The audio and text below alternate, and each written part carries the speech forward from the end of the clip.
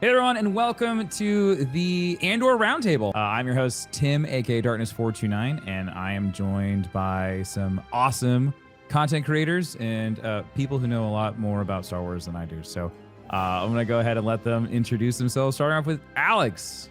How you doing, buddy? Hey, I'm Alex from Star Wars Explained. Got my scotch, ready to talk Yes. ANDOR. Very excited to be here. Thanks for having me. Yeah, thanks for being on here. Chase. I'm Chase, aka That Gay Jedi. I do not have scotch, but in perfect win in LA fashion, I have a CBD juice. So, but I'm very excited to be here with you all. Yeah, and you're out in LA for a pretty cool reason. Yeah, I'm going to be attending the Willow premiere, which is really exciting. I'm excited to see some new stories from Lucasfilm outside of Star Wars too. So it'll be really fun. Awesome. And then last but not least, we've got Lauren from Most Things Kenobi.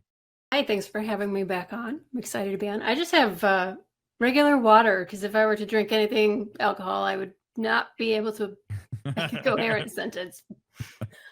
So I'm just gonna have pure water. Okay.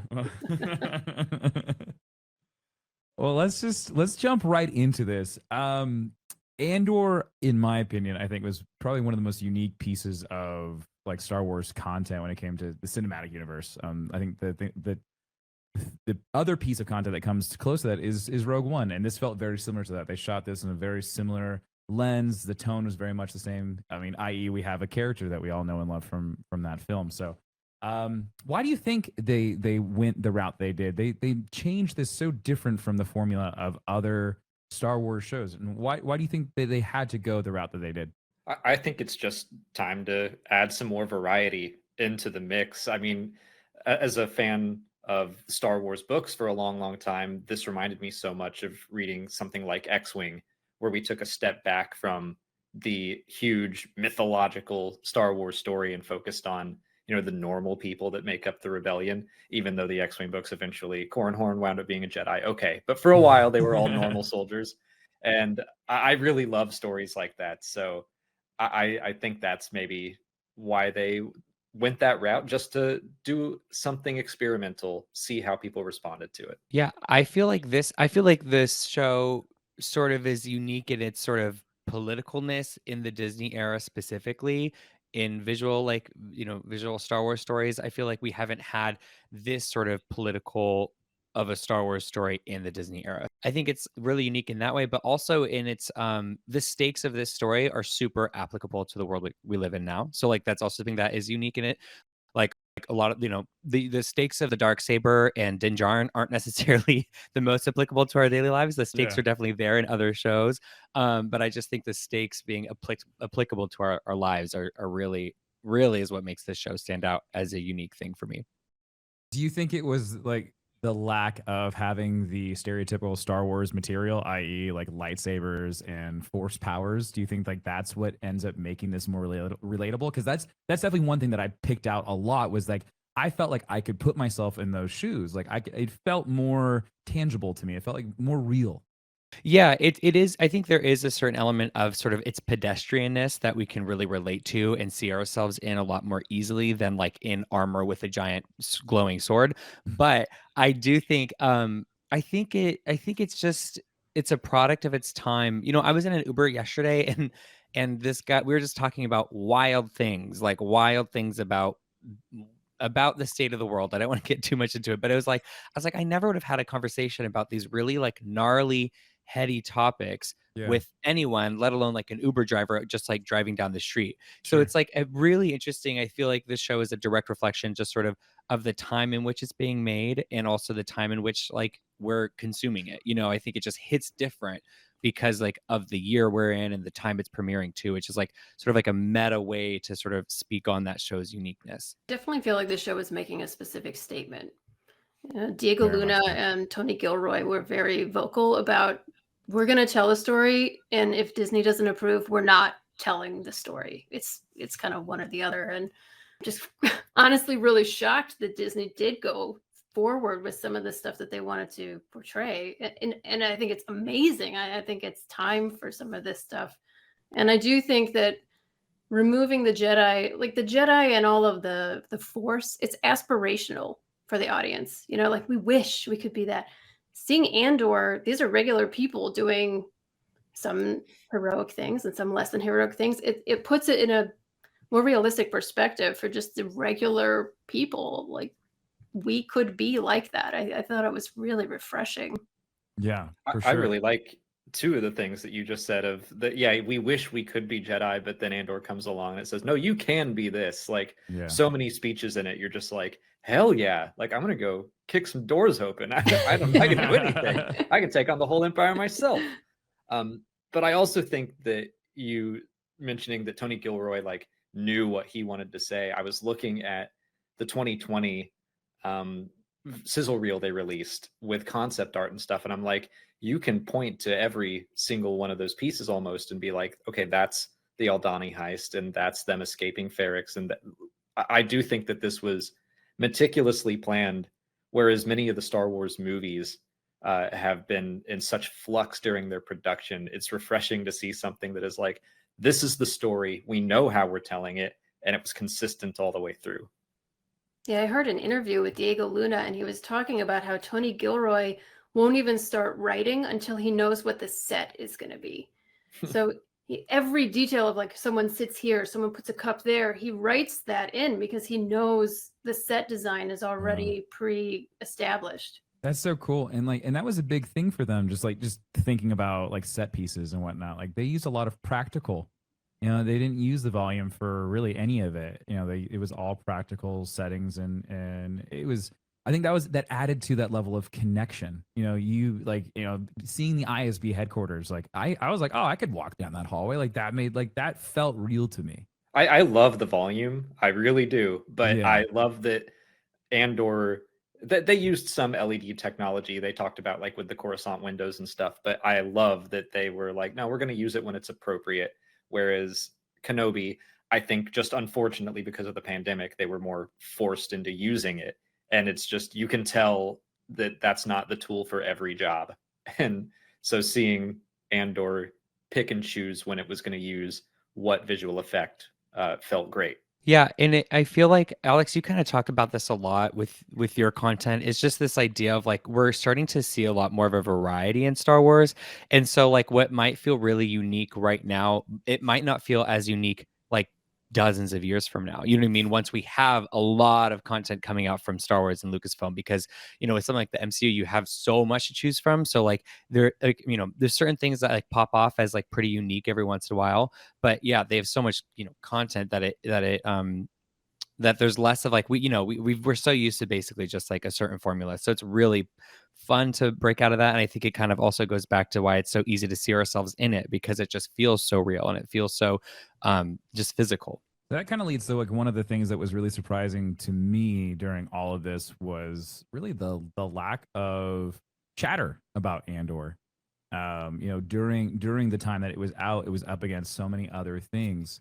But I still don't know if that was the big reason as to why it didn't perform as well as other shows that have come out. Do you guys have any thoughts as to why we think that it just wasn't as attractive as like a Mando or even an Obi-Wan? I think there are a ton of reasons. I would love to hear them. Yeah, well, moving into the series, I saw a ton of people saying like, why do we need this? Who asked for this? Those arguments always annoy me. Mm-hmm. But just the fact that it's a lesser known character, where Diego Luna was in Rogue One 6 years ago, yeah, and he was like the co-lead with Jyn, and he's not an Obi-Wan Kenobi, he's not Boba Fett, or even the Mandalorian who is wearing some cool armor. Yeah. And we can't underestimate the juggernaut of Baby Yoda and how much people went crazy for that. Yeah. I also think just the fact that it's a different genre. They said it was experimental. It's for not every Star Wars fan, I would say. Like a kid could watch it, but I completely understand if they'd be like, this is boring. It's dark. It's a dark Star Wars show. Like it's not as accessible and just exciting to a younger fan. The one thing that I keep coming back to, and as we developed more into the show and as we got farther along, I felt like it was less about Cassian and the name shouldn't have been Andor. I wish it would have because this show is about the rebellion. It's about the spark of hope and the building of this rebellion against the Empire. and it captures so many people outside of just Cassian's character. You know, like the whole Mon Mothma story arc, in my opinion, is phenomenal. I love her. I love this whole like dirty money and like back alley gambling stuff that's going on. It's so cool. It's great. Like it's like very mafioso. And so like for me, like that's really frustrating because I feel like if it wasn't called Andor, I feel like it would have attracted more people. I understand why you say that, but I also a thought occurred to me the other day that Andor Cassian is the one who's there at Eldani, and he's there to steal the Death Star plans. Mm-hmm. He's basically really essential to the rebellion, even getting off the ground to begin with. Eldani was successful because of him, and then he died getting the Death Star plans that then led to Luke Skywalker being able to do his magical thing. So I thought it's true. He kind of like wasn't always the central character, but he is central to the success of the rebellion, even most definitely having a foundation. And that I thought, I kind of almost wish that they would point that out a little more, since it is the character. He's the main title character. But yeah, I agree. Yeah, that's a great point, though. I think that I mean, I'm curious to see if they kind of lean into that in season 2, because for me, I feel like this show is really making him more of a hero in the Star Wars like universe, and like the hero that he's deserved to be, like because of everything that we saw him go through in Rogue One. It's really kind of building out a story and like letting him be this iconic, like a new iconic like hero that we get to see from sort of bookending the rebellion. But then also what it does, I think that's really why I think it's really appropriate that this show is named Andor, is it's showing the politicization of Cassian. And it's something that happens to so many people throughout the galaxy, and it's something that is obviously instrumental in like building a rebellion. So it's like he's like a microcosm of this sort of politicization of the entire galaxy. You know what I mean? He's kind of like this one individual specific example of that. I also think that the name is appropriate at the end of the day. I also think they could have titled it something else. I mean, Star Wars just has kind of an issue of calling things Obi-Wan Kenobi or Thrawn or Ahsoka, or like they do that in the books, the comics, everything. But I imagine Tony Gilroy being like, what if we called it Star Wars Rebels? That's what? That's a cartoon? Can't do that? Okay. Like that. I will say, though, that for the viewership side of things, on my own channel, my experience was the first few episodes were like, I was surprised that, oh, this is not getting a huge reaction, even less than I was expecting. I was like, it's not going to be as big as Obi-Wan Kenobi or The Mandalorian. But week after week, it like got exponentially bigger. I think it just needed to give some people some time to get over that hurdle, the mini hurdles of like, I don't know, different genre, not sure about this character. But then once word of mouth happened, I saw just as much talk online about it, engagement on my channel. Again, like this is just in my little bubble experience, but I do think that people became more and more interested in it. Yeah, I was getting kind of frustrated that people weren't liking it at first, because everyone was saying it's really slow at the beginning. And what I went and rewatched it because I studied film in college, so I was looking at each scene, and I realized you can't take a single scene out. They're a domino. So if you pull out a scene, something happens in that scene that affects a scene further down the line. It's so deliberate. They're telling such a deliberate story, and they don't need it to be fast, and they don't need to impress you. They don't care. They're just plotting away. And that first scene with Cassian looking for his sister, it's not like Mandalorian where we kind of like get going kind of slow. We kind of get an established idea. That scene, the very first scene, is tying Cassian's history to his future. Yeah. He lost his sister, and that whole trauma leads up to this point, and he makes a terrible mistake there, which changed the entire trajectory of his life afterwards. They start at a crux, and no other Star Wars show does that. I like what you say about it. I guess it does feel a little bit slow in the setup, but yeah, every scene is essential. I've been feeling like, this storytelling is so efficient, maybe even like too efficient, in that I wanted more scenes with Mon Mothma. I wanted more scenes with Clem Andor, but they showed you everything that you needed to see. So it's like I got enough scenes of everyone, and it always left me wanting more, which is way better than being like, okay, I'm tired of this. I didn't get enough Andy Serkis. I'm just gonna go ahead and say that. Like, I was really hoping that he was just gonna carry on because he quickly became like one of my favorite characters. I'm so mad that we didn't get to see if he jumped or like did he just stay there on the platform? Did he drown? I don't know. Snoke. He's gonna be Snoke. Yeah, dude, that's what I kept saying too. Like every time, there was a couple of times you're like, program. I'm like, that's Snoke. That's Snoke. It's so good. But like, man, that was another big thing too. Is like there were some big actors that kind of just showed up that I wasn't really expecting. Like, and Andy Serkis is definitely one of them. I was just like, holy crap, and he brought it. Oh my god! Like I feel like everybody brought their A game as a performance. Like there wasn't a single performance I was like. Like everyone did a really, really good job. Even little bit parts. Go ahead. Yeah. Please. I was just gonna say this show is like the tightest like Star Wars television program I've ever seen. Like it's like, and it's almost so funny because I almost have this experience sometimes of watching Andor where I'm like, don't you just want to slip up once, you guys? Like, don't you just want to throw in an extra scene? Like, can't we just let, you know what I mean? Like it's almost like, because I love that, you know, Star Wars is like does have so many elements of like camp and pulp that like tend to be a little bit messier in narrative and like in execution, and so it's almost like so wild to watch something that is so pristinely tight, you know what I mean, like fresh out of the Botox clinic. It's true. There's nothing in this show to like ironically. Everything in here is just great, and there's nothing that like years from now will be like, oh, it's that goofy thing from Andor. I do love the scenes though where they show the people who work for Cyril like shoveling food into their mouths before he gets up to their desk and like eating noodles out of a container. That I just loved those little hyper realistic but also like really funny because there's so much tension in the show. To have those little moments was like such a relief sometimes. You guys feel like the ISB being like the overarching antagonist was perfect for this show? Do you feel like that was the correct bad guy to have?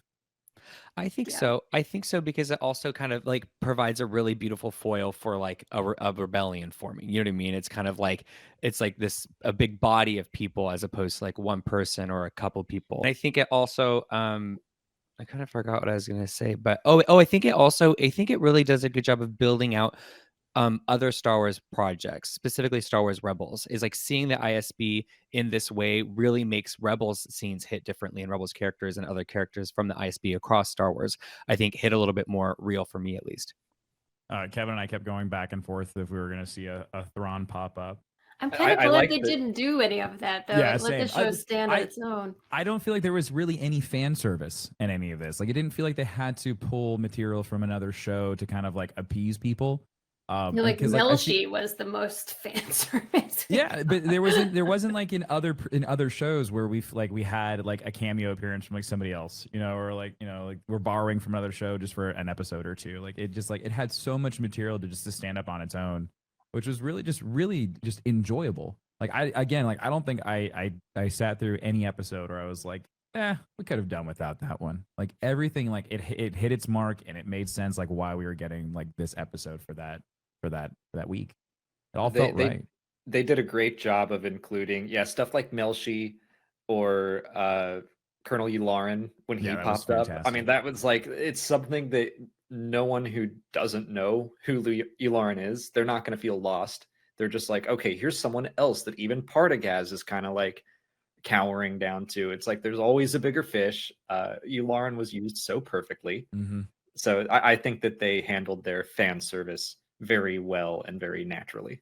Is there anything that even though there wasn't a fan service, like big fan service moments, like were there any moments in the show where it was like, man, that felt like Star Wars, or like that was like that going back and watching the original trilogy again? Like, can you think of a scene where you were like, ugh, that's fantastic? The eye jumps out. That was so. Oh my god! What a cool! Just that sequence was so cool. And then like the TIE fighter pilots jumping into their TIE fighters. That was very like you always see the pilots jumping into their aircraft, their spacecraft, and that was really like a callback to A New Hope, even. Yeah. as like a prequels kid, like just the underwater shot of like Valencinta like swimming under the water. I'm like, absolutely, absolutely into it. The whole episode was like, and that whole arc was filled with so many moments. And also, Niamos like really hit for me. Like I was just like down from the music, obviously, but even just like seeing that little alien with the little slurper thing and like everyone on the Yeah. beach, like that was so. That was like such a Star Wars moment for me to watch. Yeah, Space Florida was really cool. Yeah. That's all I could think of was like Boca Raton. That's where it was. Like the old aliens that were sitting there and like they're all fried from being in the sun. Like that was just so good. It was I fantastic. loved all the names that fans made up for that planet before we knew it was Niamos. Yeah, Space Florida, Tampa 4, stuff like that. Go off, Star Wars fans. I do think that the moments of camp, though, did really hit hard because I don't know if they avoided it. Maybe they did, but there weren't that many aliens in it. So when Dewey and Freedy showed up in episode 11, so cool. yeah, like those moments hit even harder, and they like actually meant something, and they were so goofy, but still delivered their message well. That all of they're like, hey, yeah. And like, what? Empire won't be killing you today, hey, yeah. I think any of the scenes with Luthen in it, I just really enjoyed. I really liked that character. Like his ship was really really cool. The Fulcrum was just like that whole the AI, like all of that was really neat. When he got pulled in by the tractor beam and he used like it felt very James Bond. Like it felt like it was like the space version of an Aston Martin. And like him throwing out just like shrapnel at the back and like blowing up the tractor beam dish and just things like that. Like that to me was very Star Wars, but it was so different. It was just so unique. It definitely felt like that. Like any of these moments, like Luthen was very much so like James Bond or like Bourne Identity. He was definitely a character that I wasn't sure about when he first showed up. But as it progressed and he kept on coming back, I was like, yeah, this guy is cool. I want to know more about him. And then we get to the end. I had no idea how that was going to flip with him. He was so chaotic neutral like the entire time. You had no idea what to expect from him. Yeah, and it really made me sort of curious, even more curious for like this whole like the intensity around the pact everyone made. I would like to know what that meeting was like. I would like to know what this pact is. I want to know like the terms and conditions because it really, I mean, it really was like you said, the chaotic neutral energy that he brought where it's like, what are you actually here to do? Like, it's so I hope they explore that a lot down the line. The pact. Yeah, for sure. Again, it's something that they sprinkle that in, and they said it enough times that I'm like, but they're going to follow up on this, right? But also they let fans fill in the gaps a lot and read between the lines and just figure things out. And it's like, okay, we all know that these people took a vow, and yeah, I want to know what it is, but I think for the story we know enough. But I do hope that as we continue on, Luth, especially now that Cassian is with Luthen, he might be like, you have to take this vow. It's a thing we all do. and then I promise I won't try to kill you. There's blood. We have to shake hands. It's wild. So as the Star Wars fan base like seems to get older, I mean, like when Clone Wars, the new animated Clone Wars came out, we get into Rebels and things like that. Like that, the fan base is getting older. Like, do you think the darker Star Wars shows? Do you think do you feel like this is a formula for success? Do you think we're going to see more of these shows as we move along with like Disney Plus and even going back into movies at some point soon? I think there's definitely an industry for it. There's a call for it. People have been wanting a more adult version of Star Wars for a long time.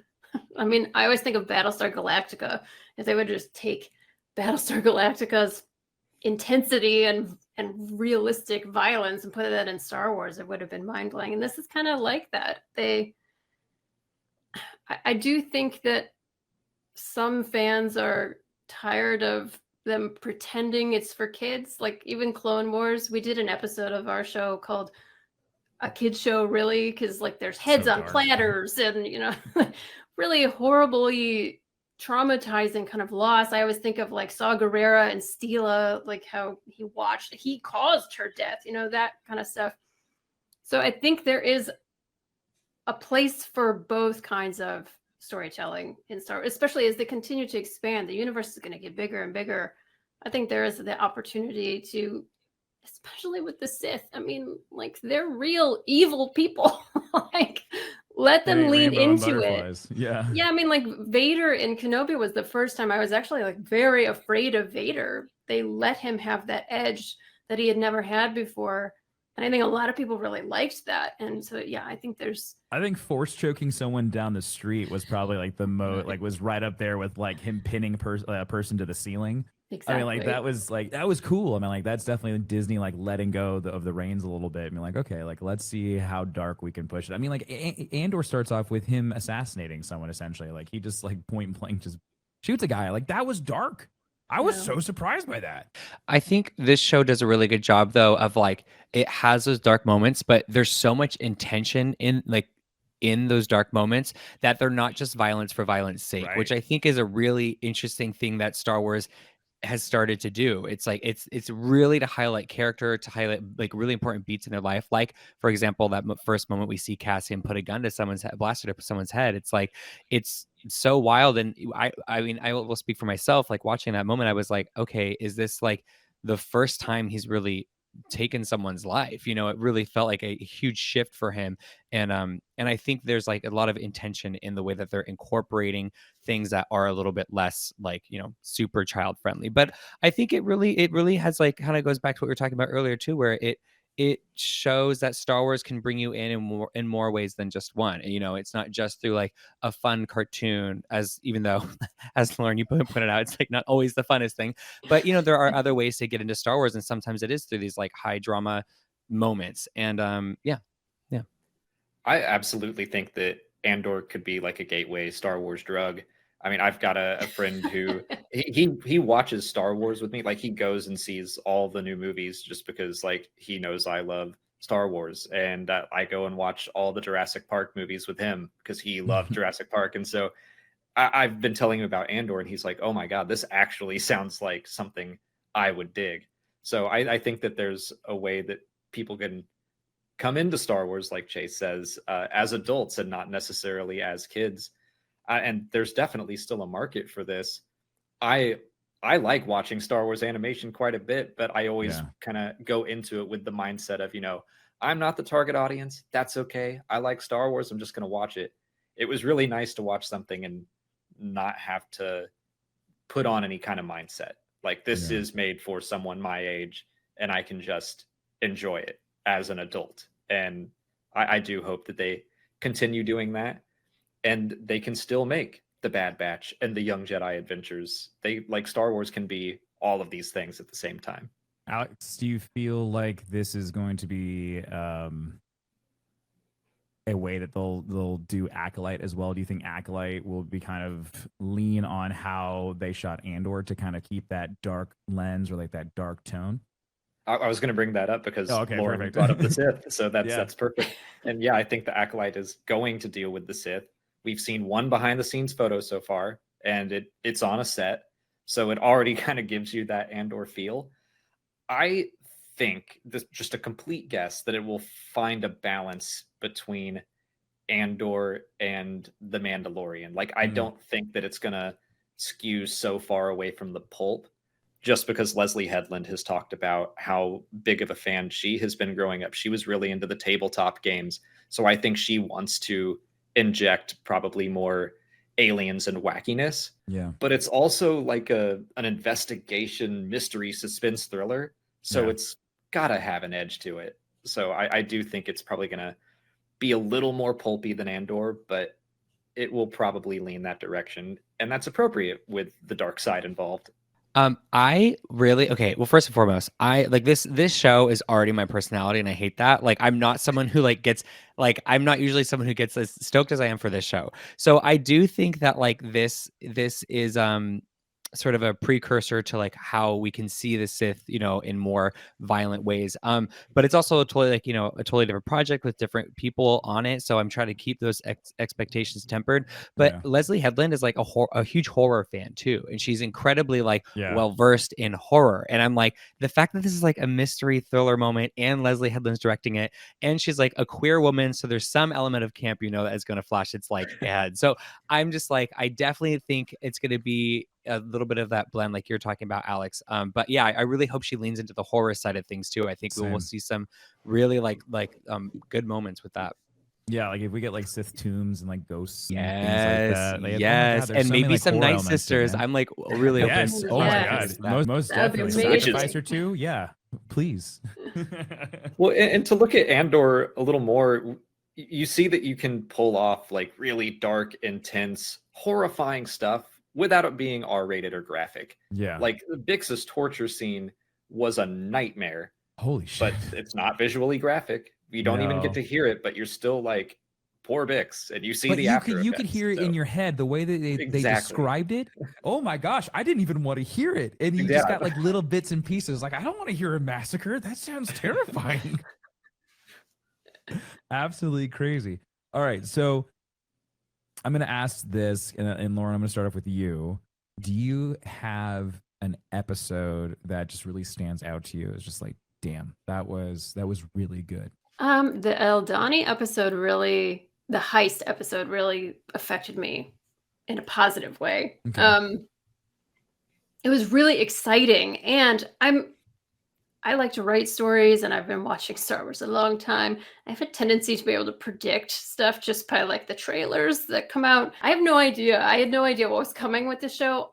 And the people who died, they just got left behind, and they never talked about them ever again. Like, I really appreciated the kind of ruthless efficiency they used with their storytelling, because I couldn't predict a single thing about it. So it was so fresh and so fun.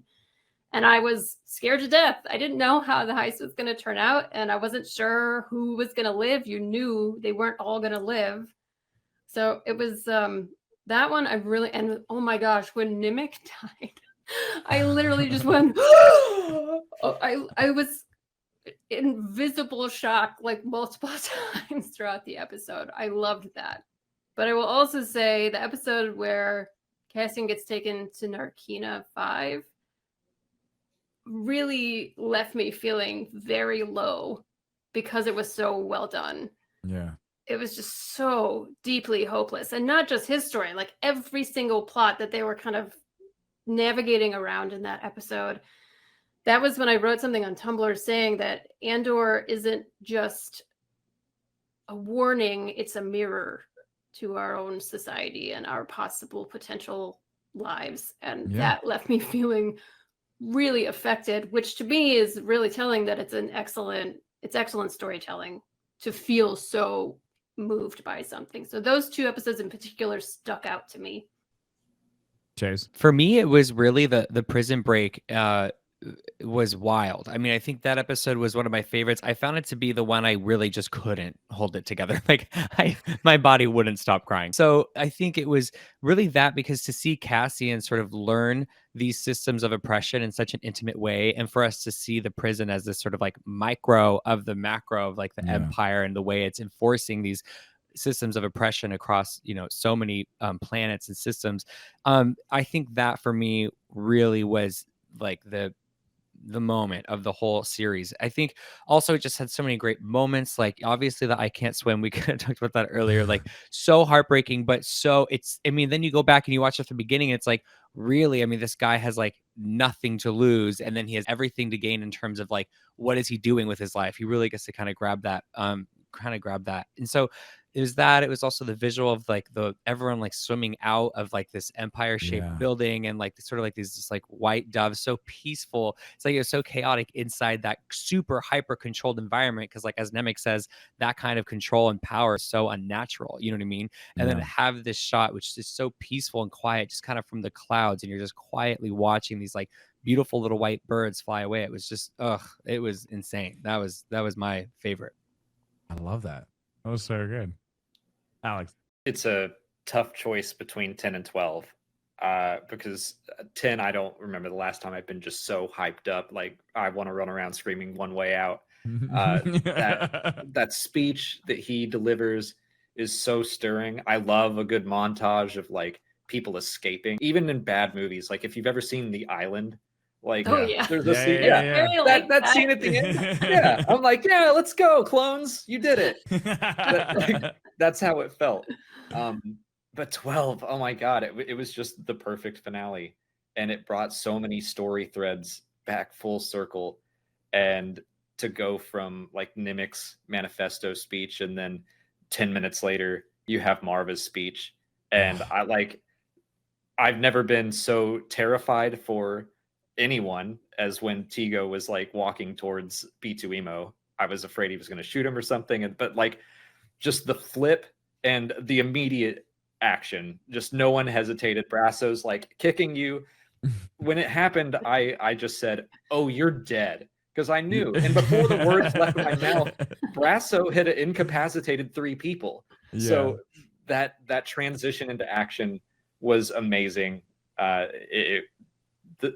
Episode 12, I guess I have to just say that's my favorite one. But it's my favorite because of everything that happened before. Yeah. So it feels so hard to pick one favorite episode. You're right. I mean, like it got to a point where like every week on Twitter I was like, that was a banger. Oh, that yeah. was good. Every episode I was like, that's my favorite one now. Mm-hmm. And then the next episode would come out like, no, it's this one. Yep. No, it's so I would have to agree with you. I think 10 and 12 are like probably like the best. Like if you really have to look at it, like the 12 was just like it wrapped up so perfectly. You're right. Like it brought everything together. It was a beautiful bow. And Marva's just like that speech was just goosebumps, man. Oh my god, like that entire thing, it was just like that's it. Like that's what kicked it off. Even the manifesto, like those lines were just all of it. Like it was just so good. You know, it was a beautiful way to just like clean that up. And it definitely left me wanting more. And I think that's what was so good about it. Is like when you get to a season finale, you're like, okay, that was cool. You're like, damn, I wish that went on for just like 30 more minutes.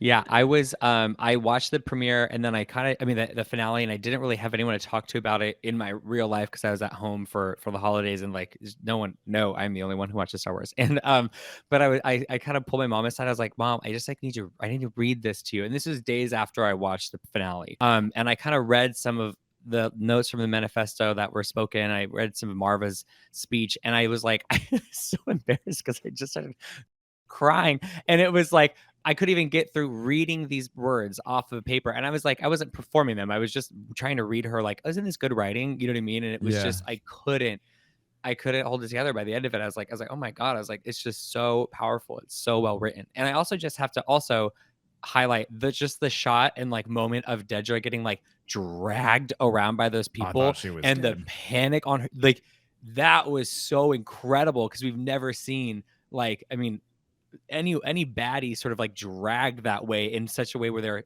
like to go from a character that is so in control to someone that is like so clearly has no ounce of control was like wild to see. Her hyperventilating in the back, and she's like, I guess I should say thank you. I'm just like, oh, I didn't know it was gonna happen. It was so good. So we have come to the end of this season with a phenomenal finale. Where do we go in season 2? Like how do we go from there to when we meet up with Cassian in Rogue One? I mean, it feels like there's like for me when I thought about Andor, I was like, there's no way they can come up with all this stuff to make this character appealing and fun, and then take us up to Rogue One. Like I couldn't think of anything, and I'm so happy that I was so wrong about this. I have absolutely no idea what they could do for season 2 because it feels like they pulled all the stops out. Like I have no idea. What do you think, Chase? Well, one thing that I really hope that they introduce, and they might not, and I won't care, but like I think it'd be really fun if we got to spend some time on Jeddah and see sort of some like early things with like the not like hybrids, but with mainly with Saw Gerrera, and sort of see his, because I read the Guardians of the Wills book and everything, and it was really fun to sort of see his involvement in Jeddah before Rogue One. And I think it would be a really interesting way to sort of tie the show in with Rogue One a little bit more deliberately, if that's something they're seeking to do. And I think that a character like Saw Gerrera would be perfect to see, because I mean he's full radical by the time he's on Jeddah. So I think that would be a really, really fun way to sort of continue to show the Empire's oppression, and like just taking over these towns and these cultures, and obliterating them and using them. So I think that would be really a fun thing, is kind of bringing Jeddah into it. But that's one thing I'd like, but whatever. I love how Saw Gerrera continues to just show up in all different types of medium for Star Wars. I think he's in video games, he's in comic books, he's in animated shows, he's in live action. Like he is all over it, but he works. Like it's not just like, oh, Ahsoka's here. It's just like no, I get why Saw Gerrera's here. He might be swinging on a vine and riding an AT-AT in but I mean, like it worked. He's like, oh yeah, freedom fighter. Of course he'd be there. So like that's I really like when Forrest Whitaker just showed up on screen. I was like, holy shit, he's here again! Like it was so cool. What do you think, Alex?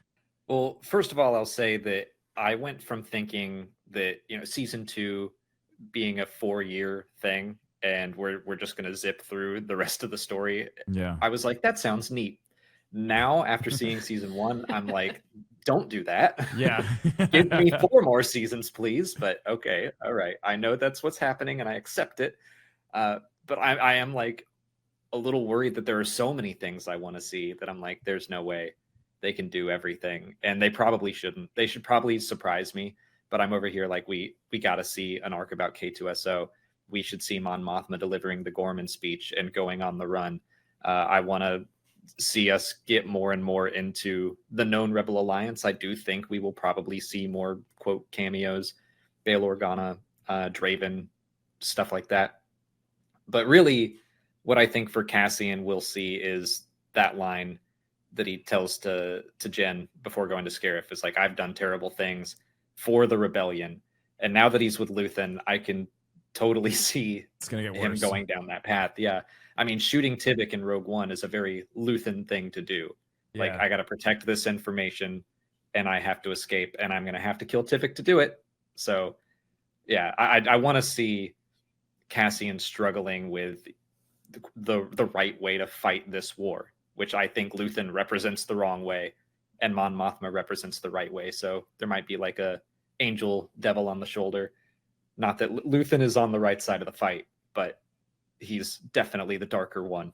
I was really surprised by Mon Mothma being in the show and how much I really enjoyed her presence. Like I didn't really think that I needed to know more about her and like her family life and like everything that she was going through. Like this emotional roller coaster that she is riding on with like trying to essentially live 2 lives. But I really liked it. I just didn't think that was a character that I felt like knowing from the books and stuff, she's really cool. I just didn't think that all of her on-screen presence has been very very somber, very seldom. Like she just kind of she's very quiet, and like she's intense. Like she has her moments where like you don't want to cross her. Like I could see her really messing somebody up. Just throwing her husband under the bus. Oh my right God. now. Did that make you feel uncomfortable? Because it made me feel really uncomfortable for him. Because I know he was like, I know I've lied to you all these other times, but this is the one time I'm telling you the truth. I feel bad for him, kind of. I feel like he's a dirtbag, but at the same time, that made me uncomfortable. I know he's going down for the thing he didn't do. Yeah. But it's the perfect setup. That was wild. That was really wild. I'm kind of also hoping that we see Hera pop up, because I just feel like she's very important to all of this, formation of the rebellion. And I also just would love to see a live action Hera with Mon Mothma at some point in my life. I feel like that is something I need spiritually. It's interesting. I think we're gonna see. I do think we're going to see more familiar faces, but I think Tony Gilroy is probably going to write the story he wants to tell. Yeah. And then if certain characters fit, then it'll happen. Like I'm sure he wrote, and then Major Partagas's boss comes in.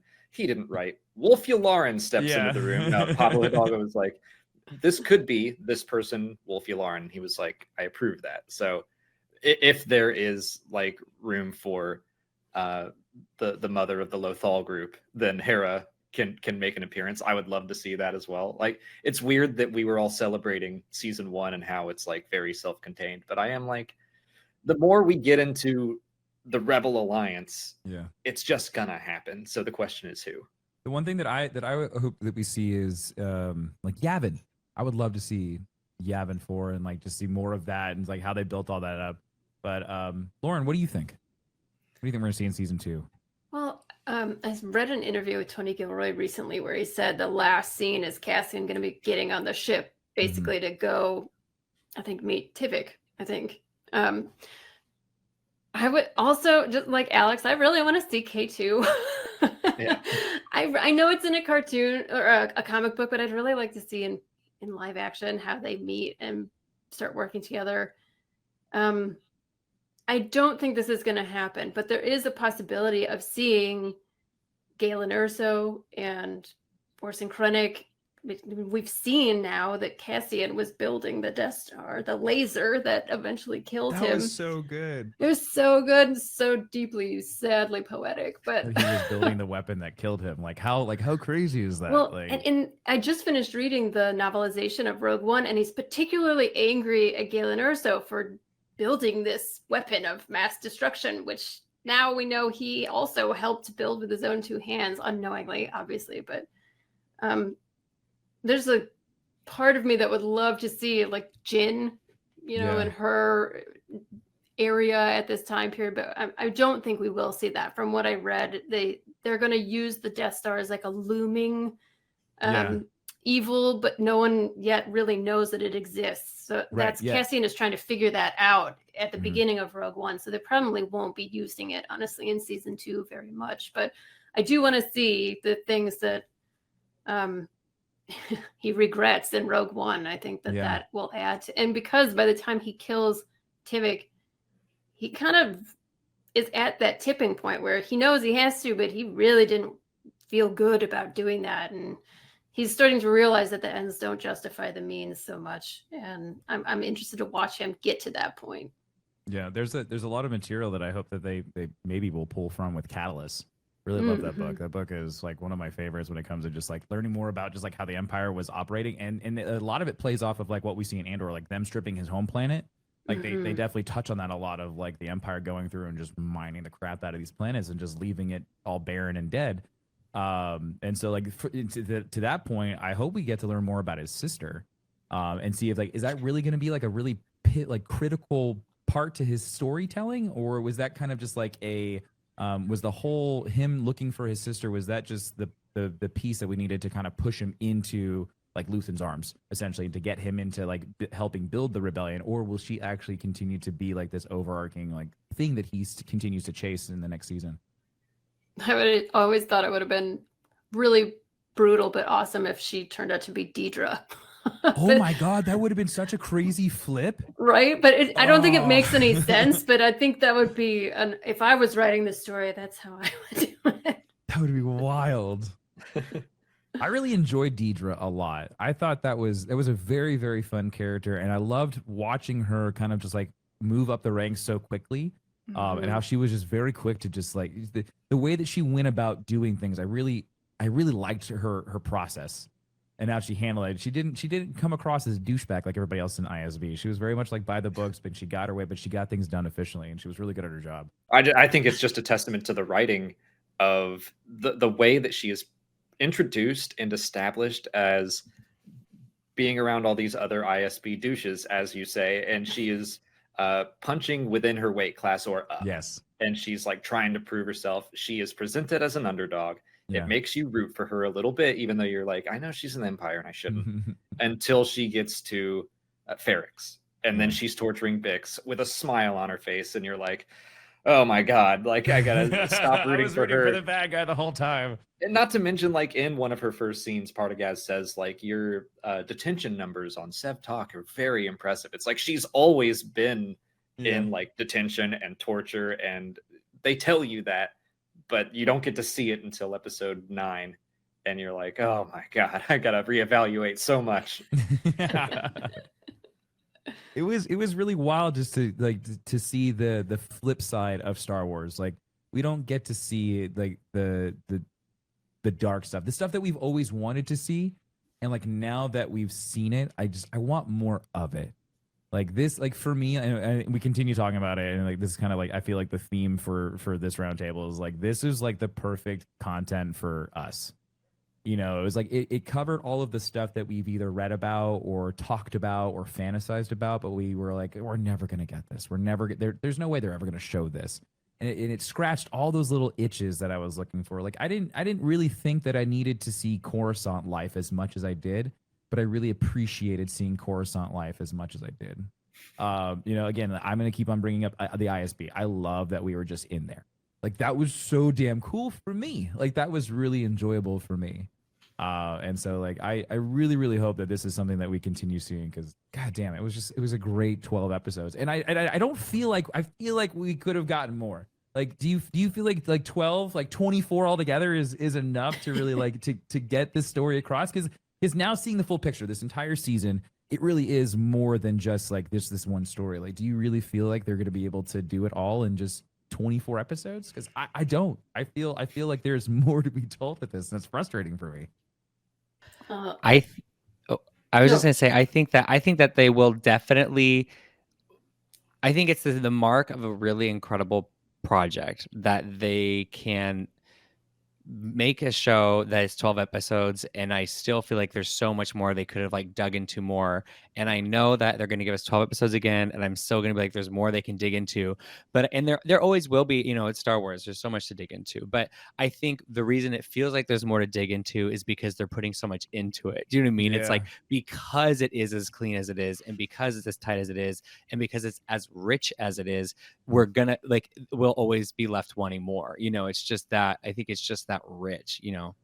I think the way that they've also leaned it up against again, like the way you talked about it being leaned up against like real world events. I think that was also something that I didn't realize. Like we've read about it in Star Wars like medium, like we in the books and in the comics and things like that. But like seeing it, like knowing that like George Lucas like based, you know, the Empire off of, you know, Nazi Germany.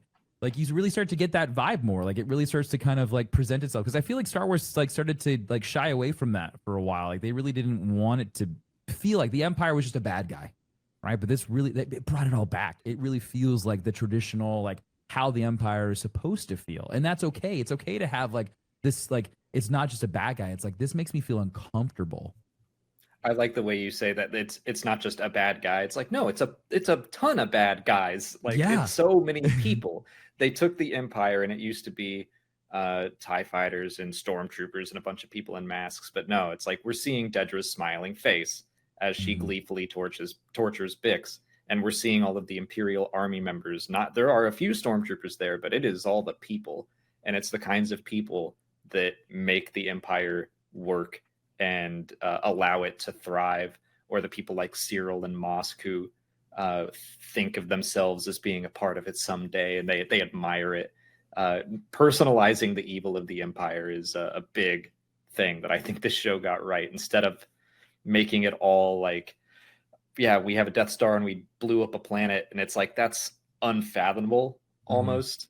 But like we can see the evil of the Empire on a personal level, and it's terrible. I'm like more scared of the Empire now than I ever have been. Yeah. For me, I just it's really hard to see this as like to see the full picture, you know, to see like what they really are gonna to bring in season 2. But man, I'm so excited, and it's so weird to say that. Like it's so weird to say that I'm excited for this, because when Andor was first announced, I definitely was not. I was not excited. I was like, there's no way that this is gonna be fun. But I'm really happy that, you know, it went the way that it did, because goddamn, it is I confidently can say that this was my favorite Star Wars show or movie, like anything. Like it's just like that. This is the top for me so far. And I loved Obi-Wan. I thought Obi-Wan was great. But Andor takes the cake. I think it's nice to see like real life people as opposed to Jedi, because when in the others, and Obi-Wan's a great example, we didn't get that emotion from Obi-Wan until right at the very end. And with someone like Cassian, he's a regular man just being put through the grist mill basically, and you see that emotion, and he hugs people, he touches people, he laughs with people. It's kind Yeah. of refreshing to see like normal shows of emotion, whereas the Jedi are very like, you know, we can't have attachment. And it's like, can someone just have attachment and have like a normal Stop of lying to grief. yourself, damn it. Yeah, it's like the grief was so real, and that makes it more tangible to us, you know, as viewers. I found that very and I'm not shit talking Jedi because I obviously love Jedi, but I just found this really refreshing. It was a nice new take. Yeah. I guess we're kind of like wrapping this up, if you will. So Chase, do you have like any final thoughts on Andor as a whole? Not really. I mean, I think I think one thing I have been thinking about, I think the show season 2 right now is scheduled to premiere around the same time as like our next presidential election. And that's wild.